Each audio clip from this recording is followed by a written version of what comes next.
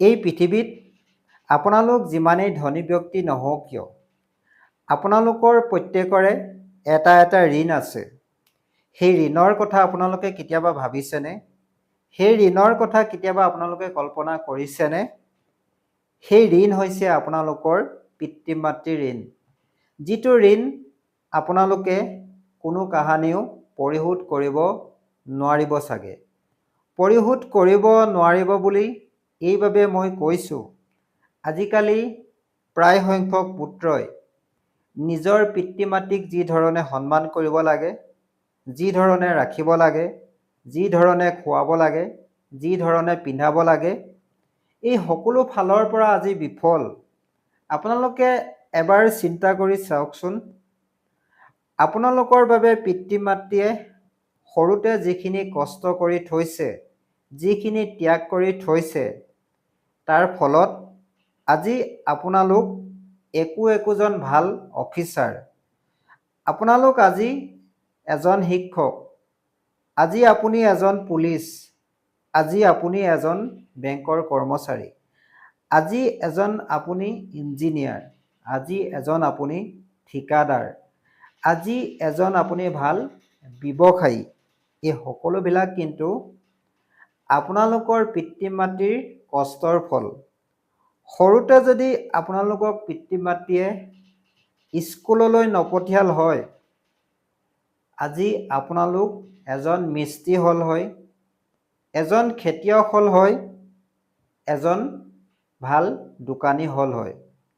সেইবাবে কৈছোঁ, আপোনালোকে এই জীৱনত পিতৃ মাতৃৰ ঋণ কোনো কাহানিও পৰিশোধ কৰিব নোৱাৰিব চাগে। এবাৰ ভাবকচোন, পিতৃ মাতৃয়ে সৰুতে আপোনালোকৰ বাবে যি ধৰণে কাম কৰিবলৈ গৈছিল, আপোনালোকৰ লাগতিয়াল বস্তুসমূহ আনি দিছিল, আপোনালোকে যিটো বস্তু লাগে বুলি কৈছিল, সেই বস্তুটো নিজেই নেখাই হ'লেও, নিজেই নিপিন্ধি হ'লেও আপোনালোকক আনি দিছিল। আৰু তাৰ ফলত আজি আপোনালোকে পিতৃ মাতৃক কি দিছে? আজি আপুনি পিতৃ মাতৃক বৃদ্ধাশ্ৰমত ৰাখিছে, আজি আপুনি পিতৃ মাতৃক আলৈ আথানি কৰিছে। আপোনালোকে এবাৰ মনত পেলাওকচোন, আপোনালোকৰ বাবে পিতৃ মাতৃয়ে যিখিনি কৰি থৈছে, আপোনালোকে সেই কথা পাহৰি পেলাইছে চাগে। আপোনালোকক পিতৃ মাতৃয়ে লালন পালন কৰি থৈছে, আপোনালোকক পিতৃ মাতৃয়ে গৌমুত ধুৱাই থৈছে, আপোনালোকক পিতৃ মাতৃয়ে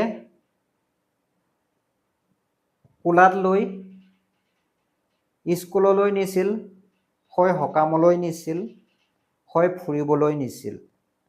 সেইখিনি আপোনালোকৰ বাবে পিতৃ মাতৃয়ে কৰি থৈছে। গতিকে এই বৃদ্ধ বয়সত আপোনালোকে পিতৃ মাতৃক নিজৰ কাষত ৰাখক। এই বৃদ্ধ বয়সত আপোনালোকে পিতৃ মাতৃক সন্মান কৰক।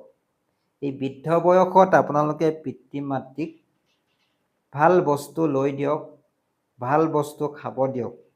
এই বৃদ্ধ বয়সত আপোনালোকে পিতৃ মাতৃক বৃদ্ধাশ্ৰমত কেতিয়াও নাৰাখিব। কাৰণ পিতৃ মাতৃয়ে কি খাব? আপুনি যি খাইছে, সেই একেখিনি বস্তুকে আপুনি পিতৃ মাতৃকো ভগাই দিয়ক। পিতৃ মাতৃয়ে তেতিয়া বহুত সুখী হ'ব। পিতৃ মাতৃয়ে তেতিয়া বহুত আনন্দ পাব যে মোৰ পুত্ৰই যি খাইছে মোকো আজি তাকে খাব দিছে। এইখিনি কৰক। এইখিনি কৰি আপোনালোকে পিতৃ মাতৃৰ কিঞ্চিতমান ঋণ পৰিশোধ কৰক।